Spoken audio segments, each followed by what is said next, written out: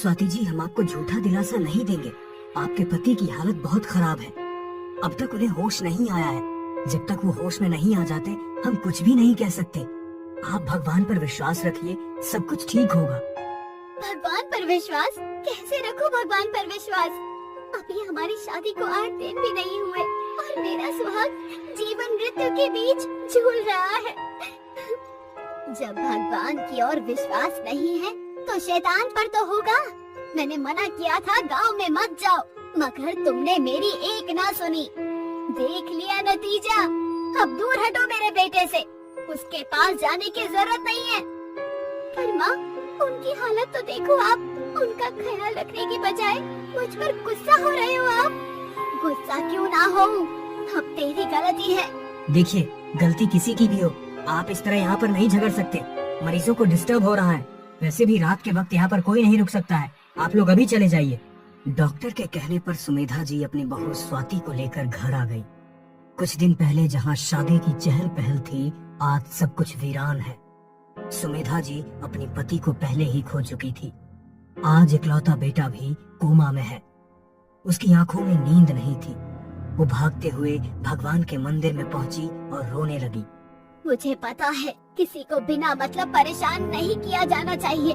किसी की हाय पूरे वंश का समूल नाश कर सकती है, मगर इसमें मेरे बेटे की क्या गलती है? रह रहकर उनकी आंखों के आगे अपने बेटे की शक्ल आ रही थी, जो बेबसी से मशीनों के बीच जिंदगी और मौत से जूझ रहा था। रोते रोते उनकी आंखें लाल हो गई। उन्हें खुद का ही होश नहीं था। तभी उन्हें ऐसा लगा कोई उनके पीछे खड़ा है। कौन है? सामने आओ। कहते हुए वो पलटी, मगर वहाँ कोई नहीं था। दूर उन्हें एक काली परछाई जाती हुई नजर आई। उठकर वो उस परछाई के पीछे पीछे चलने लगी। परछाई स्टोर रूम में जाकर गायब हो गई। कौन था? कौन था यहाँ और अचानक गायब कैसे हो गया?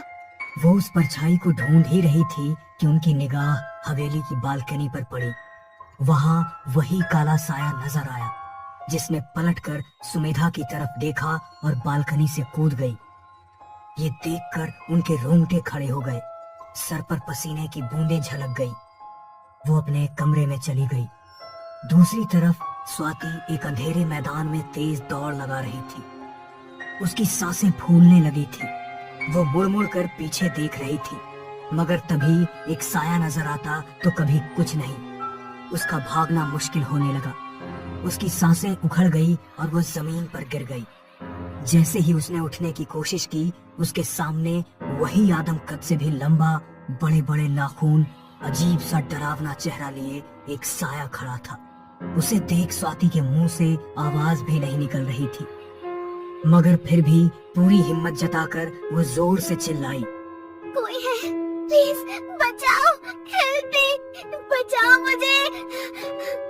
उसकी चीखें सुन सुमेधा जी उसके कमरे में पहुंची तो उन्होंने देखा स्वाति नींद में चिल्ला रही थी। उसने उसे नींद से जगाया। माँ, हमने बहुत डरावना सपना देखा। कोई काली परछाई, वो काली परछाई हमें खाने वाली थी। वो काली परछाई आपको भी नजर आई? कहते हुए सुमेधा का चेहरा पीला पड़ गया। क्या हुआ? आप चिंतित दिख रहे हो। क्या आप जानते हैं कि वो कौन है? वो परछाई उसके रंग की तरह ही हमारा काला अतीत है। कहते हुए सुमेधा अतीत में खो गई, 25 वर्ष पहले। कोई है यहाँ। हमें डॉक्टर के पास जाना होगा। लेबर पेन शुरू हो गए हैं। Labour pain? मालकिन, मगर अभी तो हवेली में कोई नहीं है। मालिक आ जाए फिर चलते हैं। तुम्हारा दिमाग खराब है। जब तक वो आएंगे दर्द से हमारी जान निकल जाएगी। कहीं ऐसा ना हो कि यहीं पर डिलीवरी हो जाए। बहादुर से कहकर जल्दी से गाड़ी निकलवाइए। एक और बाहर का खराब मौसम तो दूसरी तरफ सुमेधा के दर्द। दोनों नौकर उसे हॉस्पिटल ले जाने में भी डर रहे थे। क्या सोच रहे हो? गाड़ी चालू करो। कहते हुए सुमेधा ने ड्राइवर को चलने के लिए कहा। बेमन से ड्राइवर सुमेधा को लेकर अस्पताल के लिए निकल गया। तेज बारिश हो रही थी, बिजली चमक रही थी। सड़क पर घुप अंधेरा चढ़ा हुआ था। कार की रोशनी में ड्राइवर को समझ में नहीं आया और उसने एक महिला को टक्कर मार दी। बहादुर, क्या देख रहे हो यहाँ? जाओ, जाकर उसे मदद की कोई जरूरत है क्या? मेम साहब, वैसे भी हमको शहर पहुंचने में देर हो जाएगा और ये भीलों का इलाका है। किसी ने हमको उनका महिला को छूते हुए देख लिया तो हमको जिंदा जला देगा। मगर गलती तो हमारी है ना?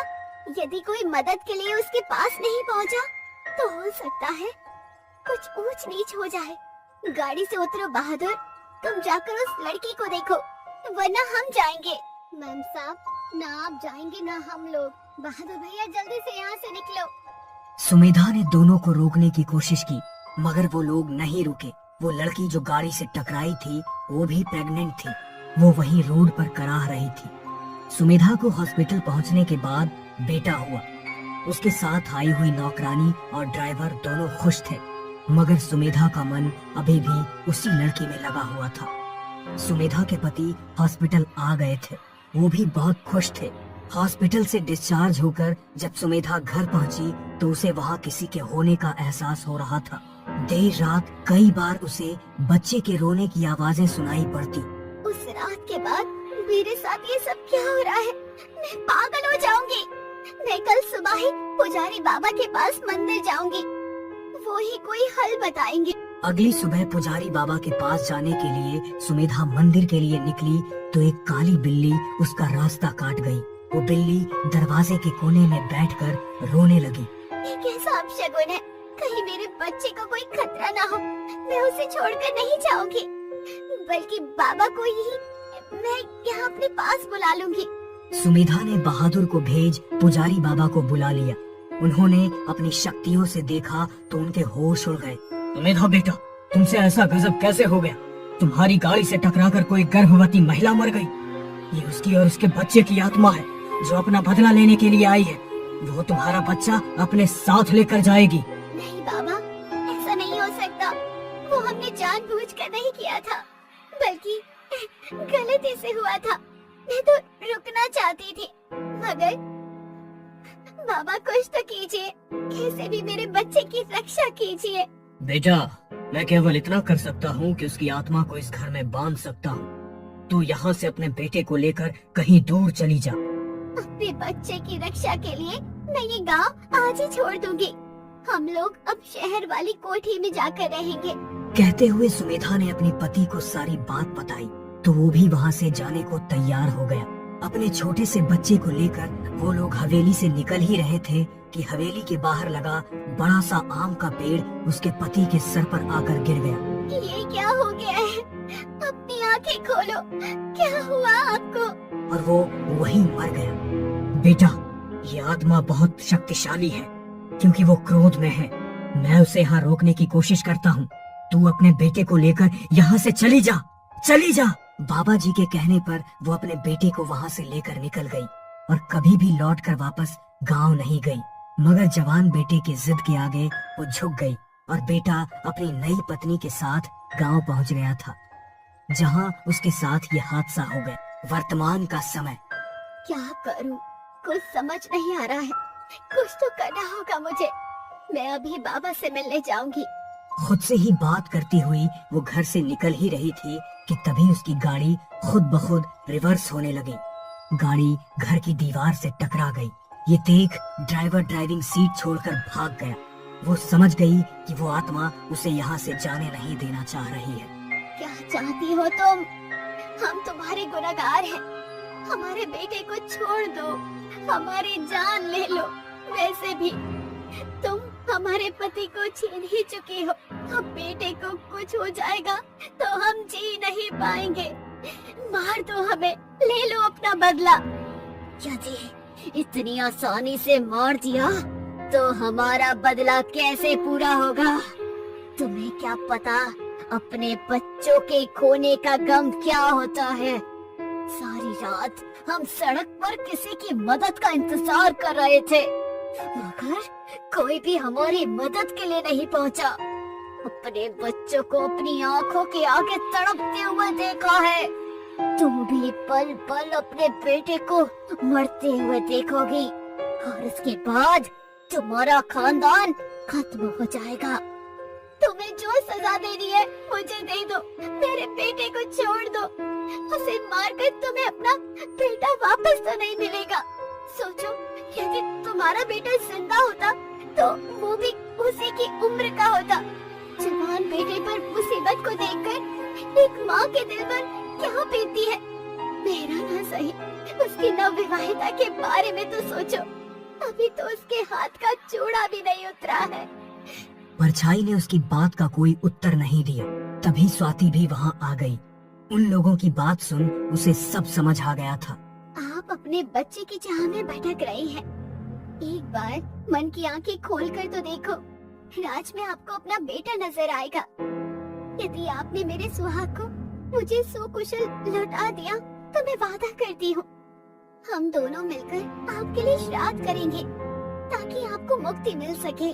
स्वाति की बातों का अपनापन और मुक्ति की चाह ने उसके मन से सारा मैल खत्म कर दिया। राज सकुशल घर वापस आ गया। राज के वापस आने के बाद सुमेधा, स्वाति और राज ने उस आत्मा की मुक्ति के लिए पूजन कर श्राद्ध किया।